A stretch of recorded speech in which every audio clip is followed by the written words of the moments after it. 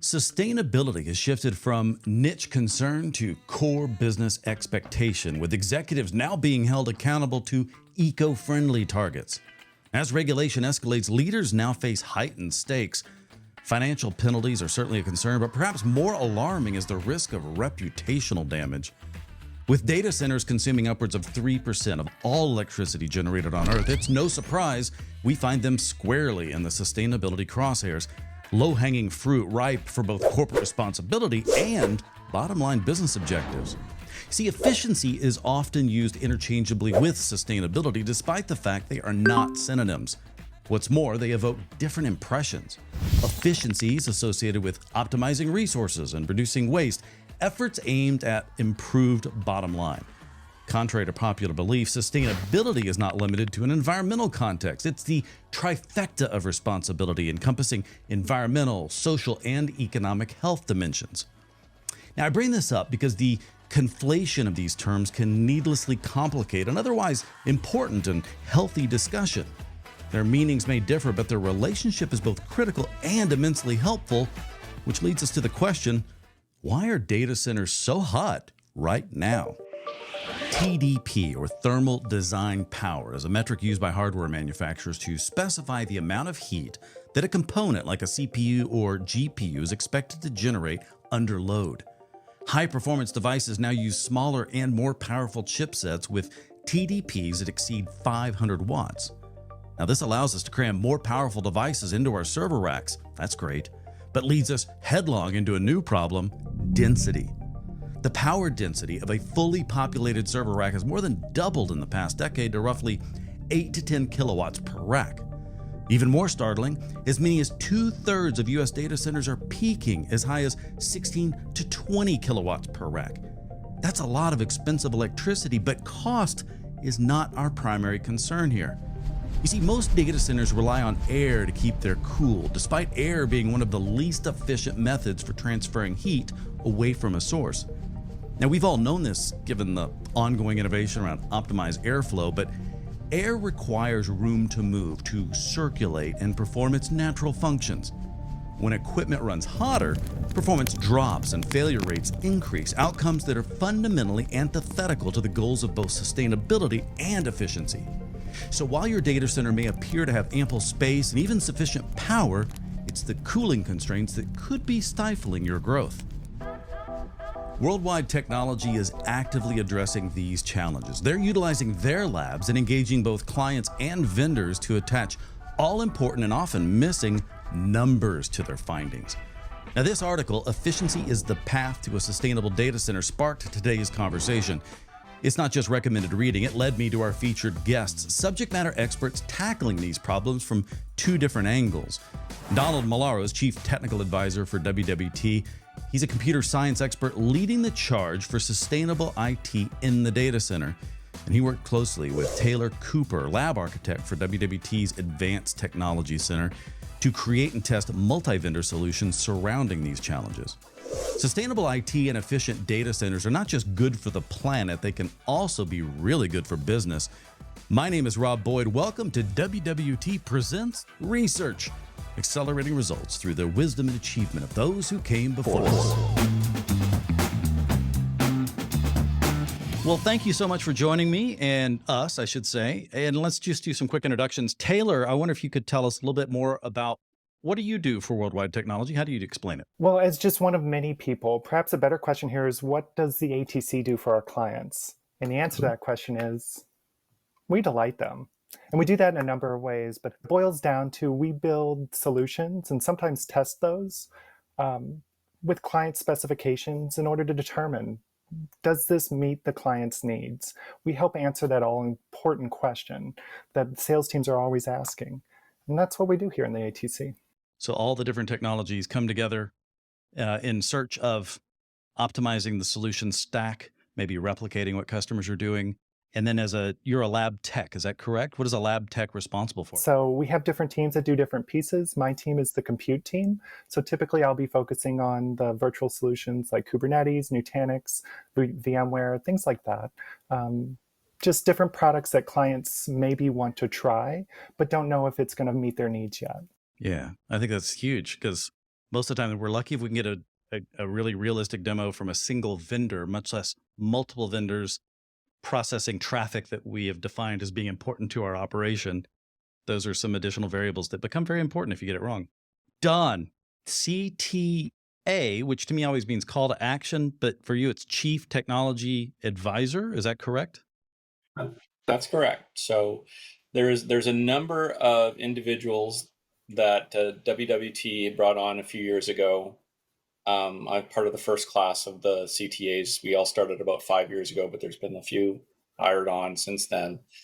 And really, our job is to align at a strategic level what WWT brings to market and the services and products that we bring to market that align against strategic goals of our customers. One of the very strong signals that we got from some of our leading customers in the financial services industry is that sustainability is going to be an absolute requirement going forward. The way you're going to get a data center to be sustainable, and you're going to get your operations to be sustainable, right, is to look at all the points of efficiency that you can put into those operations. Sustainability is going to be an argument that is going to turn into a discussion about efficiency. And where our customers are getting a lot of value out of what WWT does for them is we're bringing them verifiable results. One of the impasses, and you'll hear this a few times probably throughout this discussion, is you have to bring together many groups inside of your customers. You have to bring in the data center people, you have to bring in the IT people, you will ultimately bringing in the application people, and ultimately you'll be bringing in the users. All of these groups have different responsibilities to the organization, and they all work on different schedules. They work on different depreciation schedules. They work on different objectives for the company.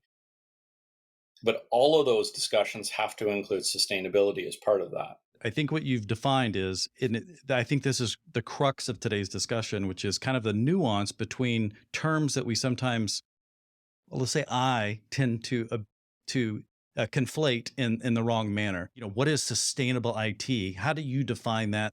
And how is that, and explain where that definition is important to our discussion. Sustainability is seen as a luxury, right? And efficiency is seen as a requirement. Really, the argument that I think we're trying to make to the industry overall, sustainability is not a thing you buy, right? It is an outcome of being efficient. You can make very strong economic arguments for being efficient. I'm an engineer. Taylor does a fine job at engineering. Everyone in the ATC does a fantastic job at engineering. But unfortunately for us, it is accountants that run the world. We have to make sure that not only is it rock solid engineering, which is what we're really good at, we also have to make sure that it holds together from a business point of view. And that, I think, is key to bringing this argument and working with our customers at a strategic level around this. Right? It's not a sale of a single product. It's not a sale of a thing, right? It's a whole mindset, and it's a whole approach to how you run your operations. So does the pursuit of efficiency lead to sustainability? Is that what we're saying? No, sustainability is one of the outcomes. One of the outcomes for pursuit of efficiency. A lot of our customers in this space have been have been in the financial services industry, which means they're very used to looking at regulation and being part in an industry where regulators hold a lot of power. Yeah. The smart people in those organizations have figured out that sometime soon, they're going to be regulated on their carbon emissions. They're preparing themselves, right, by putting the systems and practices in place from a business point of view, been able to report those carbon emissions. There are plenty of organizations, including WWT, right, reports our carbon emissions. And we're already seeing jurisdictions that are requiring companies to report carbon emissions, particularly in Europe, but that will come to North America. And ultimately, organizations are going to have a plan to minimize those carbon emissions. I agree. I mean, we've only seen it increase, and I'm curious, Taylor, if in when someone is interested in pursuing what Don is speaking of here in the topic for today, if I'm new to this and I'm going in, what are the first things that I tend to run into as an organization? Well, some of the easy things that we can look at, I think Don identified in one of your articles, was looking for those zombie servers, looking for those devices that are literally powered on, sitting in a closet, that aren't actually doing anything. So finding those easy wins are actually one of the first places to start. Get that stuff out of your data center. You're generating heat. You're not making, any financial impact to your bottom line, and all you're doing is using up resources, burning that carbon for. And that one was interesting to me because I was looking up zombie servers. There's always so much change happening in the data center. We're generally in any decent sized data center, you could be dealing with hundreds or perhaps thousands of servers. And as things change, it's really hard to tell, well, what's that one being used for? So this is a problem we've experienced in the ATC over and over again. We're on the verge of a solution. And the way that is really being solved is by tracking these things. These devices that are in the rack have to be tied to a project. And so as I understand it, but you guys correct me if I'm wrong, I think the two biggest energy hogs, if you will, in a data center environment, I believe are the CPUs powering the servers as well as cooling the area. It's broader than the CPUs. It's everything that's computing on the data, whether that's CPUs, GPUs, forthcoming devices like TPU. And there's a whole gambit of things that are burning electricity, trying to compute some result. You are absolutely right. That cooling is the biggest monster in the data center in terms of wasted energy, right? In an ideal case, you wouldn't have to cool it, and you could recoup your energy there. The next big win we're seeing around this is a process we're calling consolidation, right? Which is looking once you going back to the zombie server argument. Like if you go in there, you look for your zombie servers. The only way you're going to do that is if you start to understand your workloads. You understand what's being computed where, on what kinds of machines, and what's going on. Okay. That's an auditing process where we now understand sort of what's going on. Once you have that good understanding, you can start to look at those workloads and say, well, why do I need 10 machines to be computing these workloads when on modern CPUs or modern GPUs, you can compress that down to 2 or 3 servers. So that whole consolidation process is really the next step. We're at an inflection point in the industry where the next generation of CPUs, both from Intel and AMD and some other ones, that we're looking at, they're very, very powerful. They can do an awful lot of work. You really can consolidate many workloads down to them, but they're also extremely hot. It's not just, I'm going to go replace my computers. I need to go figure out how to cool them properly in order to work in that environment. Right? I need to figure out how to manage my workloads in those environments. And ultimately, you're going to look at, how do I architect my software, right, so that it works properly in those environments and optimizes for energy use rather than time, perhaps. There's a lot of things that need to go on in order to get to that next step.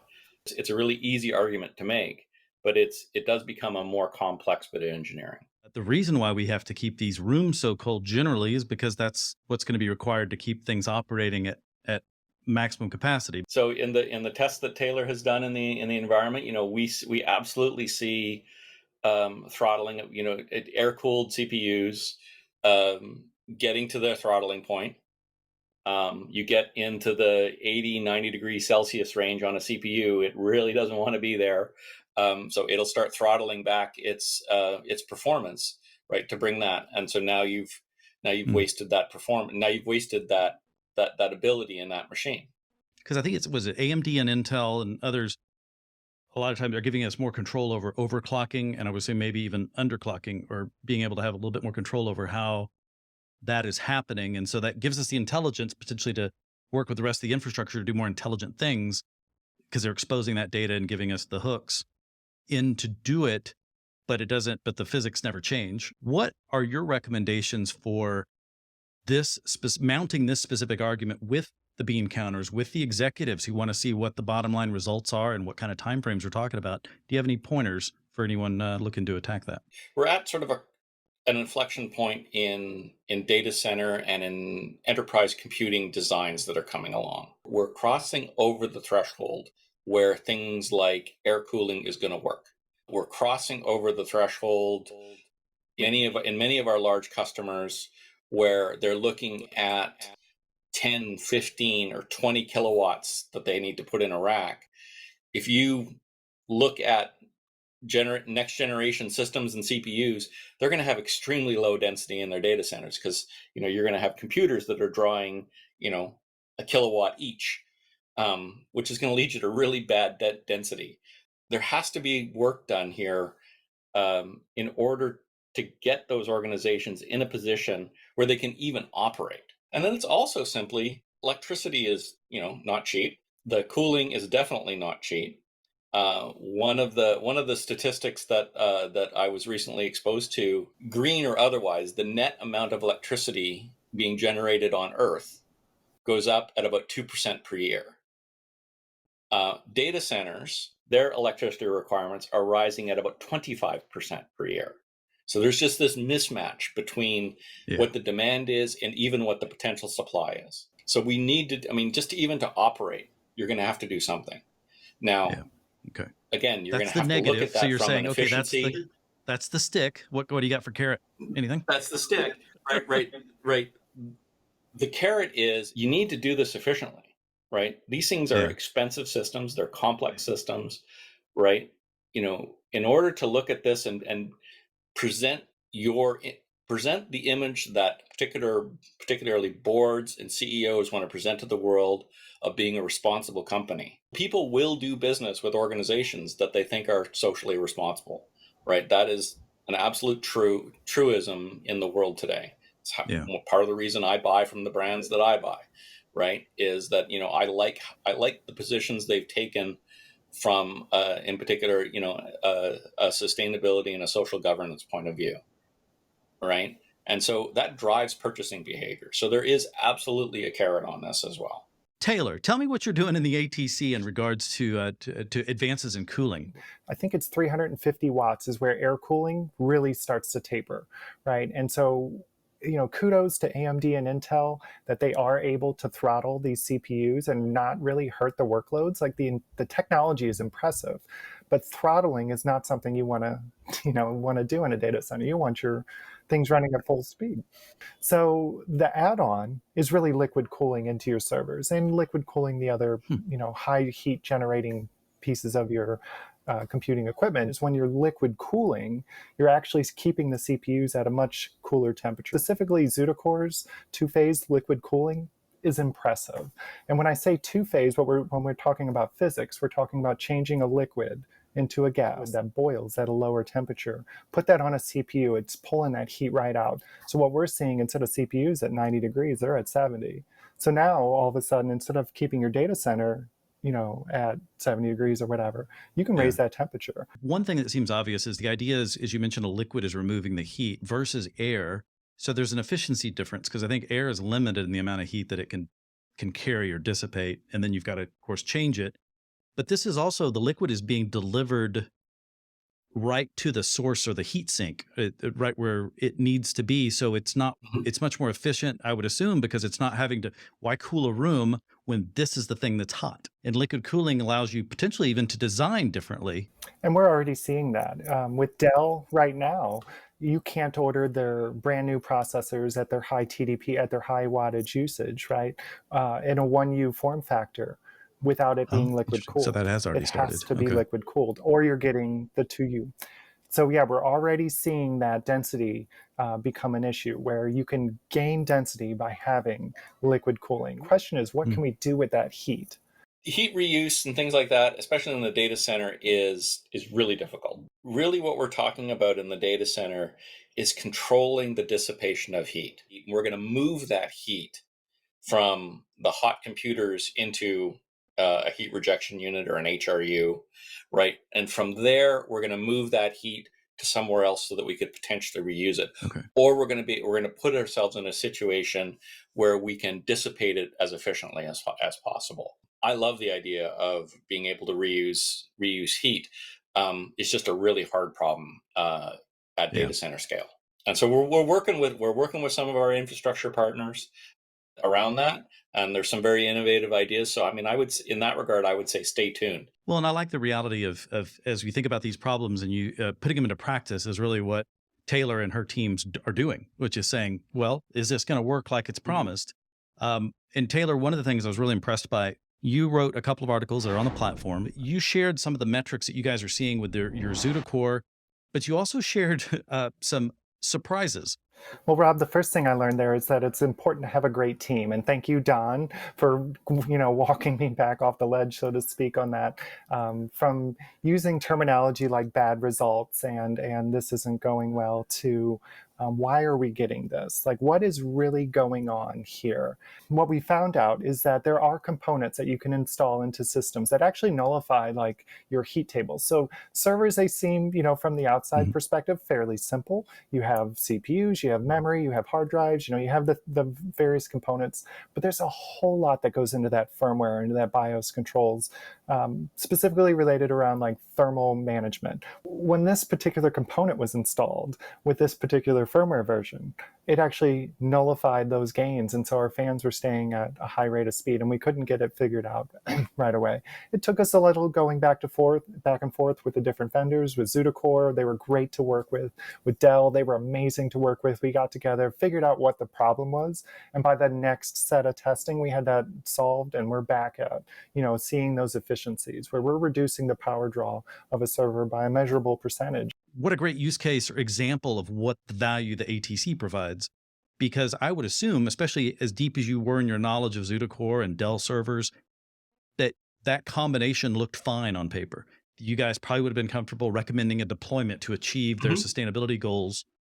But because you test things, you learn these little stuff that we don't know about until it bites us, and we're already fully deployed, not getting results that we expected. And now it's really difficult to figure out, well, where did it go wrong? What was the different variable that caused this? You guys are figuring that out and then making that advice available to your customers in that situation, as well as the vendors who are probably most appreciative. Well, as we go forward, Don, I'm curious, what is the right way to look at this? What should we be paying attention to? What's the future? Are there exciting things that you're watching closely as far as, oh, here's another big turn beyond liquid cooling that we're really looking at closely? What would you hold up? Right now, we're looking at sustainability in the data center. We're looking at a lot of hardware, right? We've looked at CPUs. We're going to be looking at GPUs. We're going to look at physical rack layouts. There's going to be a lot of hardware, at least for the next little while.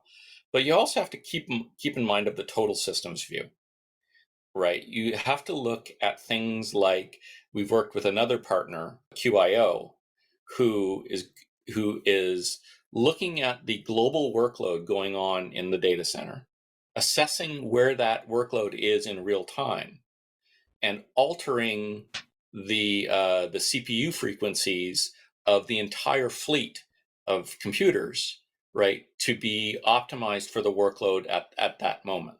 And they do it through this AI ML learning model, which is, of course, a great buzzword nowadays right now. Drink. And it's really effective.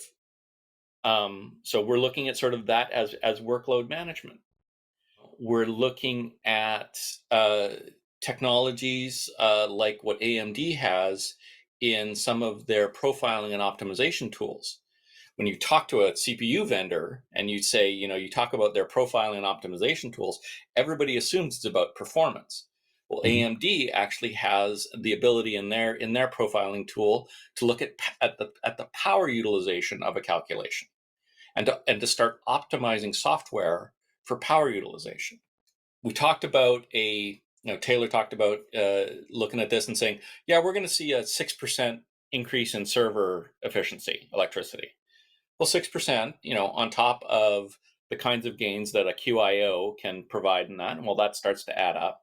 On top of that, with more advanced software design, that's going to add up and add up and add up. When we get to sort of the cumulative effect of this, that's what we're really going for. And so the whole point of this is sustainability has to be a part of every single discussion around the IT space, and it will be going forward. I personally compare it a lot to how people used to think about security. Security used to be easy. You have a firewall at the edge of at the edge of your network, you have a firewall slightly in, you have your DMZ, you put everything at risk in the DMZ, everything's good, security's done. It's not. Every single IT discussion now includes aspects of security. Going forward, I am firmly convinced that every single IT discussion will also include aspects of sustainability. I think it has to. How efficient is this?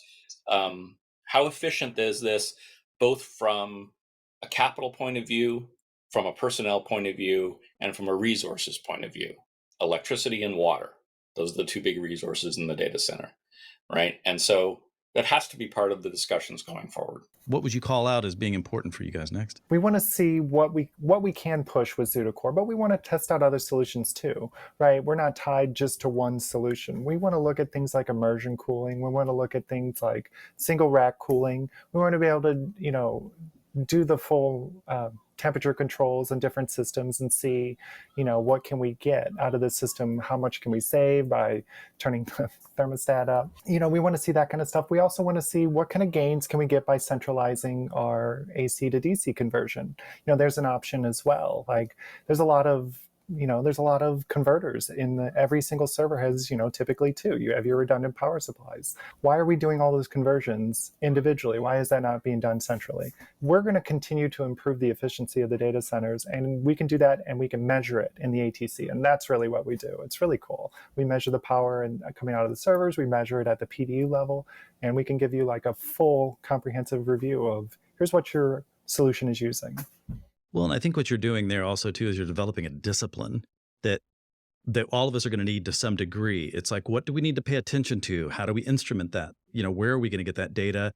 And how do we use that data to be more intelligent about the decisions that we make? Because that's really where we want to go to. Taylor, what do you recommend people do that are interested in learning more about this, maybe taking another step? Right. We have plenty of labs that are set for on demand. You can spin these up without engaging with a person. If you want to test out the ZutaCore solution, we have a lab there, and you can test it out on 4 different servers: an air-cooled, liquid-cooled that are 2U, and air-cooled and liquid-cooled that are 1U. You can try it out. You can see the measurable gains firsthand. You can drive the workloads. It's really pretty slick. And our platform has more than just ZutaCore. We have all kinds of different labs that customers can use to make decisions for free. And when they need more, right, when that lab isn't quite hitting the needs, maybe it gives them that little nugget, but they need the full report to give to their bean counters as you describe it. That's when you engage with the ATC, and we'll stand up a POC or whatever and really drive that solution to see what it can actually do. And it's a lot of fun. Would you ever buy a car without test driving it? No. Why are we buying IT solutions without it? And that's what we do. We give you that test drive. Don, final comments on next steps. What do you recommend? We have a sustainable IT briefing that's set up on the platform. You can bring people into that. We can foster that discussion. We can talk about how the technology that WWT offers and is looking at, how that aligns against the strategic goals of the organization that we're engaged with. We can bring together experts across all of the domains that go into the IT infrastructure. That includes what Taylor does around compute. We're having more and more discussions around sustainability of storage. We can bring in software experts. We can bring in operation experts. We can bring in automation experts. These are all areas that all impact the sustainability of the data center. And again, going back to that efficiency, everything we look at is centered around how to make a data center more efficient and how to measure its sustainable impact. I want to thank you both. Don? Thank you very much. Taylor, thank you as well. Thanks, Rob. This has been great. Early in the conversation, Donald said sustainability is not a thing you buy. It's an outcome of being efficient. Efficient systems contribute to sustainability by reducing waste and conserving resources. However, an efficient system is not automatically sustainable. Sustainability is a byproduct of efficient operations. Hopefully you can see just how big this intractable challenge, sustainability, can be addressed through the kind of improvements that your business would be making anyway. Doing this organization-wide requires an incremental systems-based approach. Donald and Taylor already covered a number of great resources you should consider for next steps, but at a minimum, the original paper that I referred to at the top is a very good read. Efficiency is the path to a sustainable data center. Additionally, I want to suggest that you follow both of today's guests on the WWT platform. It's probably where you're watching this right now. If you haven't done this before, it's a great way to stay on top of the research being produced, both on this and many other areas. And specifically though, Taylor, if you look here, has 2 contributions specific to today's show. Cool as a ZutaCore Cucumber provides a great overview of how liquid-cooled servers work, and ZutaCore's Chillin' Reality walks through some surprising results encountered when testing two-phase liquid cooling versus air. This is the report that she referred to in our discussion. Follow up. I think this stuff is great for you. I hope you enjoyed it, and I hope it made it a little bit easier to understand and help you tackle these big challenges. Stay with us. We got more coming. Thank you so much for joining us for today, though. We'll see you on the next one.